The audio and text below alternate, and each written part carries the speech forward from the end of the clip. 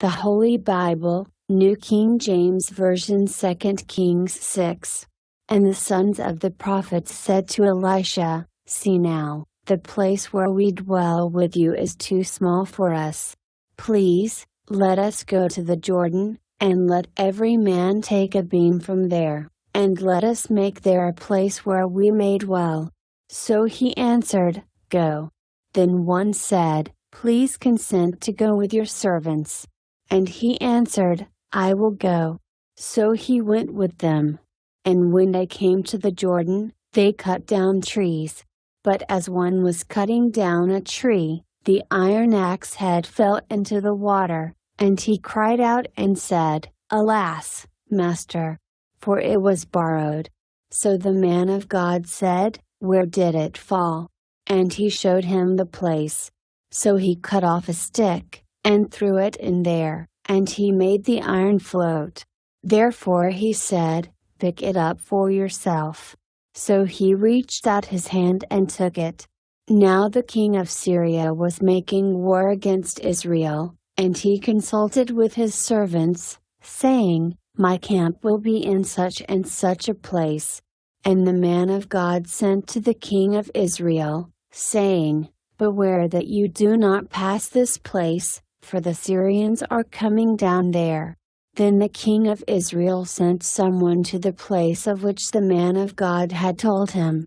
Thus he warned him, and he was watchful there, not just once or twice. Therefore the heart of the king of Syria was greatly troubled by this thing, and he called his servants and said to them, "Will you not show me which of us is for the king of Israel?" And one of his servants said, "None, my lord, O king, but Elisha, the prophet who is in Israel, tells the king of Israel the words that you speak in your bedroom." So he said, "Go and see where he is, that I may send and get him." And it was told him, saying, "Surely he is in Dothan." Therefore he sent horses and chariots and a great army there, and they came by night and surrounded the city. And when the servant of the man of God arose early and went out, there was an army, surrounding the city with horses and chariots. And his servant said to him, "Alas, my master! What shall we do?" So he answered, "Do not fear, for those who are with us are more than those who are with them." And Elisha prayed, and said, "Lord, I pray, open his eyes that he may see." Then the Lord opened the eyes of the young man, and he saw. And behold, the mountain was full of horses and chariots of fire all around Elisha. So when the Syrians came down to him, Elisha prayed to the Lord, and said, "Strike this people, I pray, with blindness." And he struck them with blindness according to the word of Elisha. Now Elisha said to them, "This is not the way, nor is this the city. Follow me, and I will bring you to the man whom you seek."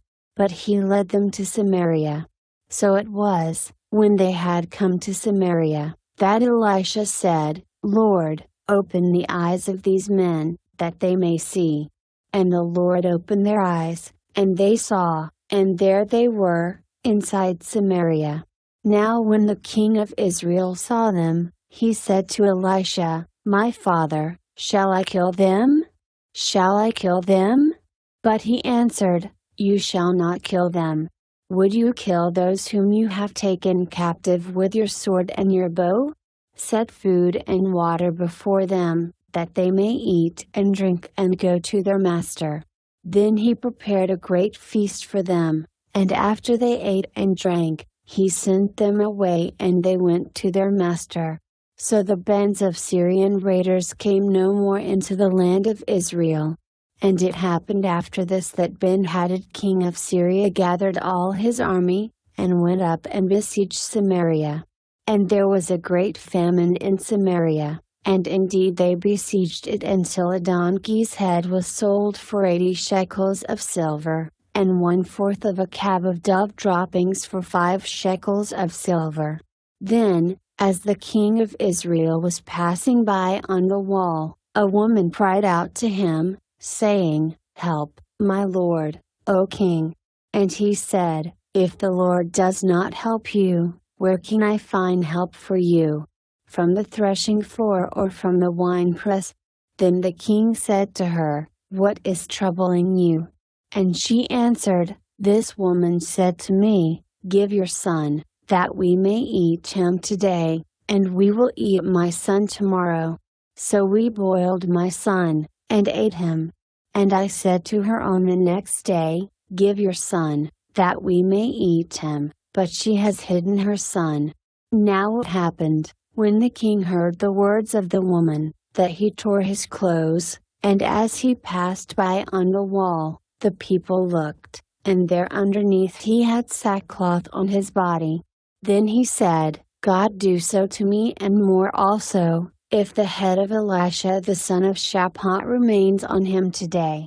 But Elisha was sitting in his house, and the elders were sitting with him. And the king sent a man ahead of him, but before the messenger came to him, he said to the elders, "Did you see how this son of a murderer has sent someone to take away my head? Look, when the messenger comes, shut the door, and hold him fast at the door. Is not the sound of his master's feet behind him?" And while he was still talking with them, there was the messenger, coming down to him, and then the king said, "Surely this calamity is from the Lord, why should I wait for the Lord any longer?"